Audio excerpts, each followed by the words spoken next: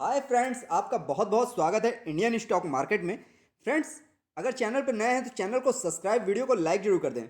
Friends, आज हम बात कर रहे हैं रिलायंस पावर लिमिटेड की, यानी रिलायंस पावर की। कंपनी की जो स्थापना हुई थी 1995 में हुई थी। स्मॉल कैप कंपनी है। मार्केट कैप इसका 4,607 करोड़ से ज़्यादा का है। पावर सेक्टर के लिए काम करती है। कंपनी का कामकाज जब स्टार्ट हुई थी ये कंपनी काफ़ी शानदार था। 2006-07 में कंपनी ने बहुत अच्छा रिस्पांस दिया था। इसका शेयर प्राइस बहुत अच्छे प्राइस पर रन कर रहा था, बट उसके बाद से मैनेजमेंट इसको सही से चला नहीं पाया, जिसकी वजह से इसके स्टॉक में लगातार गिरावट देखने को मिली और ये स्टॉक टूट के करीब 4 रुपए के आसपास आ चुका था। बट स्टॉक ने फिर से ग्रो करना शुरू किया, क्योंकि अनिल अंबानी की कंपनी, अनिल अंबानी ने ठाना था कि इस कंपनी को किसी भी तरह आगे ले जाना है। बट ये स्टॉक उसके बाद इसने तेजी दिखाई। 4 रुपए गिरने के बाद इसने जो 52 वीक का इसका लो बना 4 रुपए का, हाई जो बना है वो 19 रुपए 25 पैसे का बना है। ये अपने हाई तक गया, उसके बाद फिर से इसमें बिकवाली का दौर देखा गया और स्टॉक प्राइस टूट के करीब 10-11 रुपए के आसपास आ गया था। बट स्टॉक ने फिर थोड़ा सा मूवमेंट दिखाया और इस समय प्रेजेंट में करीब 13 रुपए के आसपास रन कर रहा है। हालांकि कंपनी में अभी भी बहुत ज़्यादा पॉजिटिव माहौल नहीं बन रहा है। कंपनी में ऊपर बहुत सारा कर्जा है। कंपनी अभी भी उस तरह से ग्रो नहीं कर पा रही जैसी ये कंपनी पुराने दौर में अपने हुआ करती थी। बट पूरी कोशिश है मैनेजमेंट की इसको सही ट्रैक पे लाने की, बट वो उम्मीदें अभी खरी उतरती हुई नहीं देख रही हैं, क्योंकि जो इसका कंपनी का परफॉर्मेंस अभी भी सुधरता हुआ नहीं दिख रहा है। लगातार कंपनी में घाटे देखने को मिल रहे हैं। क्वार्टर्स के जो रिजल्ट आ रहे हैं वो भी निगेटिव में आ रहे हैं। और जिस तरह से अभी पेमेंट डिफॉल्ट हाल ही में की है कंपनी ने, उसका भी कारण है कि आने वाले समय में इसके स्टॉक प्राइस में ज़्यादा तेजी आपको देखने को ना मिले। तो और क्या खास न्यूज़ इस स्टॉक में निकल के आ रही है जिसकी वजह से इसके स्टॉक प्राइस में रन करने को दिखेगा, या फिर ये स्टॉक अब और ज़्यादा डाउन होगा, वो सारी चर्चा विस्तार से करेंगे। आगे वीडियो में आखिरी तक बने रहिएगा। फ्रेंड्स, रिलायंस पावर के आज के कामकाज की बात करें तो स्टॉक प्राइस आज ओपन हुआ था करीब 13 रुपये 70 पैसे पे। हाई जो बनाया था 13 रुपये 80 पैसे का बनाया था और जो लो बनाया था 13 रुपये 35 पैसे का बनाया था। लास्ट में जो क्लोजिंग दी है 13 रुपये 53 पैसे पे दी है। 19 पैसे आज स्टॉक बढ़ा है। 1% से ज़्यादा की ग्रोथ देखी गई है स्टॉक के अंदर। हालांकि अभी ये ग्रोथ आने वाले समय में थोड़े दिन और देखने को मिल सकती है। स्टॉक को 15-16 रुपए में बहुत अच्छा सपोर्ट मिला हुआ है। 15-16 रुपए तक ये स्टॉक जाता है, बट उसके बाद फिर अपना डाउन होकर करीब 12 रुपए के आसपास देखने को मिलता है। तो इस दौरान थोड़ा बहुत रिटर्न आपको देखने को मिल जाता है, बट ओवरऑल अब तक के रिटर्न की बात करेंगे, कोई खास रिटर्न कंपनी का निकल के नहीं आया। एक साल में बस 161% का रिटर्न कंपनी ने दिया, जो इसका 52 वीक का लो बना हुआ था 4 रुपए का। उसके बाद जो कंपनी ने बाउंस बैक मारा था 19 रुपए का, उसी बीच जो रिटर्न मिला है वो अब तक मिला है। बट वही एक साल का रिटर्न ही अच्छा है। बाकी एक महीने का रिटर्न देखेंगे या 3 महीने का रिटर्न देखेंगे, वो आपको निगेटिव में ही देखने को मिलेगा। कंपनी में आज के दिन में कामकाज की बात करें, करीब 32,79,000 का वैल्यूम हुआ और 14,76,000 से ज़्यादा की डिलीवरी उठाई गई। डिलीवरी का जो परसेंटेज निकल के आया 45% के आसपास निकल के आया, यानी डिलीवरी बेस देखेंगे तो काफ़ी अच्छा कामकाज देखने को मिला है। करीब 45% की डिलीवरी इनकी उठाई गई है। पावर सेक्टर का स्टॉक है।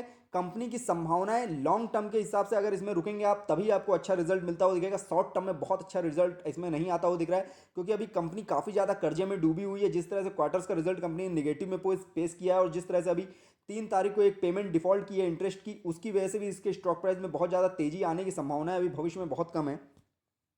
कंपनी की जो लेटेस्ट न्यूज़ है वो अभी ये 3 मार्च को कंपनी ने एक बैंक पेमेंट अपनी डिफ़ॉल्ट की है, यानी लोन की जो पेमेंट जानी थी 3 मार्च को, उसको डिफ़ॉल्ट किया, यानी वो पेमेंट नहीं दे पाई है टाइम से, क्योंकि कंपनी ऑलरेडी काफ़ी ज़्यादा कर्जे में डूबी हुई है। कंपनी का कामकाज सही तरीके से नहीं चल रहा है, जिसकी वजह से ये पेमेंट की डिफ़ॉल्ट की गई है बैंक कंपनी की तरफ से। और आने वाले समय में इसमें थोड़ी बहुत गिरावट अभी और देखने को मिलेगी आपको, क्योंकि कंपनी का स्टॉक अभी पूरी तरह से सुधरा नहीं है। जिस हिसाब से इसमें कंपनी में घाटे नज़र आ रहे हैं और जिस तरह से फाइनेंशियल ट्रेंड का रिजल्ट निगेटिव में जा रहा है, उससे अभी उम्मीदें बहुत ज़्यादा नहीं है कि स्टॉक आपको भविष्य में भी बहुत अच्छा रन करता हुआ दिखेगा।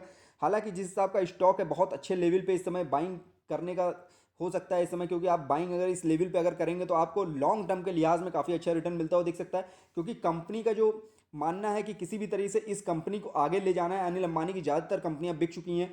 2 कंपनियां प्रेजेंट में वर्क कर रही हैं, जिसमें से एक कंपनी रिलायंस पावर है, और रिलायंस पावर के ऊपर सबसे ज़्यादा फोकस है उनका कि इस कंपनी को किसी भी तरह से डूबने से बचाना है और इसी कंपनी को आगे तक ले जाना है, क्योंकि पावर सेक्टर में डिमांड बहुत ज़्यादा है। आने वाले समय में इसमें अच्छी संभावनाएं बन सकती हैं, बट उसके लिए नज़रिया आपको काफ़ी लंबा लॉन्ग टर्म का रखना पड़ेगा। शॉर्ट टर्म में बहुत अच्छा रिटर्न अभी मिलता हुआ नहीं दिख रहा है, क्योंकि कंपनी जिस तरह से अपने कामकाज को संभाल रही है तो कोशिश कर रही है किसी भी तरह से इस कर्जे से मुक्त हुआ जाए। हालांकि जिस तरह से थोड़े बहुत रिजल्ट पॉजिटिव में भी देखने को मिले हैं, अगर इनके आप प्रमोटर होल्डिंग की बात करेंगे या नेट इंटरेस्ट की बात करेंगे, जैसा कंपनी का नेट इंटरेस्ट है, तो उसमें थोड़ी बहुत बढ़त देखने को मिली है। बट अभी भी कंपनी घाटे में है, जिसका रिजल्ट अभी इसके निगेटिव पे ही पड़ता हुआ दिखेगा। स्टॉक प्राइस में निगेटिव असर ही डालता हुआ दिखेगा। स्टॉक प्राइस में अभी थोड़ी बहुत जो तेजी बन रही है, इसमें फिर से बिकवाली का दौर आएगा। स्टॉक प्राइस फिर से आपको 12 रुपए के लेवल पे देखने को मिल सकता है। कंपनी में एंट्री पॉइंट की बात करें, ग्रीन सिग्नल देखने को मिल रहा है। अगर अगर इस लेवल पे आप एंट्री करना चाह रहे हैं तो बिल्कुल कर सकते हैं, ग्रीन सिग्नल है। नो रेड फ्लैग, कंपनी में किसी तरह का कोई रेड फ्लैग नहीं है, एएसएम या जीएसएम लिस्ट में नहीं है। और जिस तरह से कंपनी का कामकाज है, बहुत ज़्यादा प्रेजेंट में अभी कर्जा कंपनी के ऊपर नहीं है। हालांकि 27% के आसपास की होल्डिंग इनकी गिरवी रखी हुई है, बहुत ज़्यादा कर्जा नहीं है, बट वो भी कर्जा ये टाइम से नहीं पेड कर पा रहे हैं। अभी 3 तारीख को जो लोन पेमेंट की डिफॉल्ट की है इन्होंने, वो दिखा रहा है कि कंपनी का अभी भी कामकाज बहुत अच्छे ट्रैक पे नहीं है। और जिस हिसाब से पेमेंट डिफॉल्ट हुई है, इसका मतलब कंपनी का जो इनकम आ रहा है वो बहुत कम आ रहा है, जिसकी वजह से वो लोन की पेमेंट भी टाइम से नहीं चुका पा रही है। कंपनी के अगर फाइनेंशियल ट्रेंड की बात करें तो 2018 में कंपनी को 84 करोड़ का प्रॉफिट हुआ था, बट 2019 में 2095 करोड़ का लॉस हुआ था। उसके बाद 4008 करोड़ का लॉस हुआ था। 2021 में 23 करोड़ कंपनी को प्रॉफिट हुआ था। यही वो मूवमेंट था जब कंपनी ने प्रॉफिट दिखाया था, जिसकी वजह से इसके स्टॉक में तेजी बनी थी। हालांकि जब अभी इधर के क्वार्टर्स के जो रिजल्ट आए हैं कंपनी ने, उसमें भी निगेटिव में रिजल्ट दिया है, जिस वजह से इसके स्टॉक में फिर से गिरावट देखने को मिली है। उम्मीद ज़्यादा है ये कि अभी ये स्टॉक अभी आपको भविष्य में और ज़्यादा गिरता हुआ दिख सकता है, क्योंकि संभावनाएं अभी बहुत कम है इसके ग्रोथ होने की। अगर जो फोर्थ क्वार्टर का रिजल्ट आ रहा है ये पॉजिटिव में आता है तो कुछ उम्मीदें बन सकती हैं इस स्टॉक के साथ, सेंटीमेंट जुड़ सकता है लोगों का कि ये स्टॉक अच्छा करता हुआ दिखेगा। क्योंकि कंपनी का मार्केट कैप तो काफ़ी ठीक ठाक है, 4539 करोड़ का इसका मार्केट कैप है। शेयर होल्डर्स की संख्या भी इसमें बहुत ज़्यादा है, करीब 34 लाख से ज़्यादा शेयर होल्डर्स हैं इसमें। तो अगर कंपनी फोर्थ क्वार्टर का रिजल्ट अच्छा पेश करेगी तभी संभावनाएं हैं कि इस स्टॉक में थोड़ी बहुत मूवमेंट देखने को मिलेगी। हालांकि अगर स्टॉक फिर से निगेटिव में रिटर्न आता है इसका, और रिजल्ट जो देती है निगेटिव में देती है, तो ये स्टॉक आपको 15-14 के बीच में ही रन करता हुआ दिख सकता है।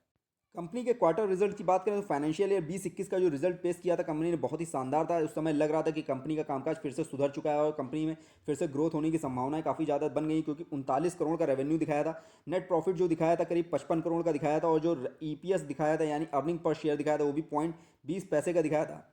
बट उसके बाद से कंपनी ने जो क्वार्टर्स के रिजल्ट पेश किए वो फिर से निगेटिव में आया, यानी रेवेन्यू जो कंपनी का था वो 18 करोड़ के आसपास का रहा। नेट प्रॉफिट भी 59 करोड़ लॉस में रहा। दिसंबर क्वार्टर का जो रिजल्ट पेश किया उसमें रेवेन्यू जो और ज़्यादा घट गया, करीब 4.5 करोड़ के आसपास का रेवेन्यू रहा। नेट प्रॉफिट जो था वो माइनस में और ज़्यादा चला गया, 72 करोड़ रुपए माइनस हुआ, यानी 72 करोड़ का नुकसान हुआ कंपनी को। अर्निंग पर शेयर की बात करेंगे वो भी आपको गिरती हुई दिखी, -23% तक, -23 पैसे तक चली गई इनकी नेट ईपीएस, इनका जो नेट अर्निंग पर शेयर था, जिसकी वजह से कंपनी में बहुत ज़्यादा नुकसान देखने को मिल रहा है। और ये स्टॉक प्राइस अभी जिस हिसाब से रन कर रहा है, बहुत ज़्यादा संभावनाएं बहुत कम है इस स्टॉक में। तो अगर आपका शॉर्ट टर्म का नजरिया है तो इस स्टॉक में निवेश करने से बचें। अगर लॉन्ग टर्म के लिए रिस्क लेना चाहते हैं तो इस स्टॉक में ले सकते हैं। अदरवाइज इसमें किसी भी तरह की खरीदारी करने का कोई मतलब नहीं है प्रेजेंट में, क्योंकि स्टॉक जिस हिसाब से अभी मूवमेंट कर रहा है बहुत ज़्यादा उम्मीदें कम है इसके साथ बढ़ने की, क्योंकि कंपनी का फंडामेंटल अभी बहुत ज़्यादा स्ट्रॉन्ग नहीं है, फंडामेंटली कंपनी वीक है। तो ऐसे निवेश करने की योजना अगर बन रही है तो लॉन्ग टर्म के लिहाज से ही इसमें निवेश करें आप। रिटर्न की बात करें तो कंपनी का रिटर्न अगर देखेंगे तो केवल 1 साल में ही देखने में थोड़ा बहुत ठीक मिलेगा आपको। फिलहाल 1 महीने में करीब 16% से ज़्यादा स्टॉक टूटा है, 3 महीने में 3% से ज़्यादा टूटा है। 1 साल में कंपनी ने 153% का रिटर्न दिया है, 3 साल में 13% का रिटर्न है, 5 साल की बात करें 70% का निगेटिव में रिटर्न है। ओवरऑल केवल 1 साल का ही रिटर्न कंपनी का अच्छा है। स्टॉक काफ़ी ज़्यादा लो लेवल पे है, तो इस समय बाइंग करना चाहते हैं तो कर सकते हैं, बट लॉन्ग टर्म के नजरिया लेना पड़ेगा। कम से कम 2 साल का नजरिया लेके चलेंगे तो इस स्टॉक में आपको थोड़ी बहुत बढ़त होती हुई दिख सकती है। कंपनी ने जो नेट सेल शो की थी दिसंबर क्वार्टर में, उसमें भी गिरावट देखने को मिली थी। करीब 1795 करोड़ की नेट सेल की थी, 5% से ज़्यादा ईयर ऑन ईयर बेस पे इसका नेट सेल गिरा था, यानी जो दिखा रहा है कंपनी का कामकाज सही ट्रैक पे नहीं है, कंपनी लॉस में जा रही है। और फिर से कंपनी उभरने की कोशिश कर रही है, बट उससे उभर नहीं पा रही है अभी पूरी तरह से। कंपनी को दिसंबर क्वार्टर में करीब 13 करोड़ से ज़्यादा का नेट लॉस हुआ था, जिसकी वजह से कंपनी का जो परफॉर्मेंस है वो सही से नहीं सुधरा और कंपनी को फिर से गिरावट का दौर देखना पड़ा। इसका स्टॉक प्राइस लगातार नीचे की ओर जा रहा है, बट कंपनी स्टॉक में जिस तरह के अभी मूवमेंट मिल रही है ये केवल मार्केट के अच्छे होने की वजह से मिल रही है। जिस तरह से आज सेंसेक्स में और निफ्टी 50 में बढ़ोतरी देखने को मिली है, जिस वजह से इसके स्टॉक में भी करीब 19 पैसे की बढ़त देखने को मिली है। बट ये बढ़त बहुत ज़्यादा ऊपर तक नहीं जाने वाली है, ये 14 या 15 रुपये तक स्टॉक जाएगा, उसके बाद फिर से इसमें आपको बिकवाली का दौर देखने को मिलेगा और आने वाले समय में फिर से इसमें गिरावट देखने को मिल सकती है आपको। क्वार्टरली फाइनेंशियल ट्रेंड की बात करेंगे इसके, तो ईयर ऑन ईयर बेस पे अगर रेवेन्यू को देखेंगे 5% से ज़्यादा का डाउनफॉल देखने को मिल रहा है। नेट इनकम में 126% से ज़्यादा गिरावट देखने को मिल रही है। हालांकि 2021 का जो रिजल्ट पेश किया था कंपनी ने काफ़ी शानदार पेश किया था, तो 22 का जो रिजल्ट आने वाला है, हालांकि जिस तरह से 2 क्वार्टर्स के रिजल्ट जो आए हैं निगेटिव में ही आए हैं, तो आने वाली संभावनाएं बहुत कम है कि ये पॉजिटिव में रिजल्ट आता हुआ दिख सकता है। बट इस क्वार्टर में कंपनी का कामकाज थोड़ा बहुत सुधरता हुआ दिखा था, कंपनी को थोड़े से प्रोजेक्ट अच्छे मिले थे, जिसकी वजह से उम्मीदें हैं कि थोड़ा बहुत स्टॉक सुधरता हुआ दिख सकता है, इनका जो रिजल्ट है वो थोड़ा सा बेटर होता हुआ दिख सकता है। अगर प्रॉफिट में रिजल्ट आता है तो इस स्टॉक में तेजी बनने की संभावनाएं बनेंगी, अदरवाइज फिर से ये स्टॉक आपको नीचे के लेवल में जाता हुआ दिखेगा। होल्डिंग्स की बात करें, प्रमोटर्स के पास 24% से ज़्यादा की होल्डिंग है, हालांकि करीब 5% के आसपास की होल्डिंग इनकी गिरवी रखी हुई है। मार्केट से पैसा उठा रखा है कंपनी ने, उसकी पेमेंट भी टाइम से नहीं दे पा रही है, यही एक बैड पॉइंट है इस कंपनी के लिए। एफ की बात करें, करीब 4.5% से ज़्यादा का निवेश एफआईज का है। डीआईज की बात करें 3.5% का निवेश एफआईज का है। म्यूचुअल फंड्स ने भी 12% की होल्डिंग 0.12% की होल्डिंग ले रखी है। अदर्स के पास 66% से ज़्यादा की होल्डिंग है। लास्ट क्वार्टर से इस क्वार्टर में दिसंबर क्वार्टर में एफआईज ने अपनी होल्डिंग्स को थोड़ा सा बढ़ाया था। डीआईज ने होल्डिंग को किसी तरह चेंज नहीं किया था, म्यूचुअल फंड ने भी चेंज नहीं किया था। तो उम्मीदें उनको यही थी कि ये स्टॉक अच्छा करता हुआ दिखेगा, बट दिसंबर क्वार्टर का जिस तरह से रिटर्न निगेटिव में आया है, तो आपको इस क्वार्टर में जो नया पैटर्न आएगा उसमें ये होल्डिंग कम होती हुई दिख सकती है, जिसकी वजह से इसके स्टॉक प्राइस में आपको थोड़ी बहुत गिरावट देखने को मिल सकती है। पीवीएट लेवल की बात करें, स्टॉक प्राइस कितना और ऊपर जा सकता है, कितना और नीचे आ सकता है, तो इसके जो पहले टारगेट है वो 13 रुपये 53 पैसे का है। दूसरा टारगेट जो है 13 रुपये 72 पैसे का है। तीसरा टारगेट 14 रुपये 3 पैसे का है। हालांकि जिस हिसाब से स्टॉक रन कर रहा है, पहले सपोर्ट को अपने ये ब्रेक कर चुका है, तो उम्मीद यही है कि आने वाले समय में अगर इसका अच्छा रहता है तो ये आपको तीसरा सपोर्ट भी ब्रेक होता हुआ दिख सकता है 14 रुपये का।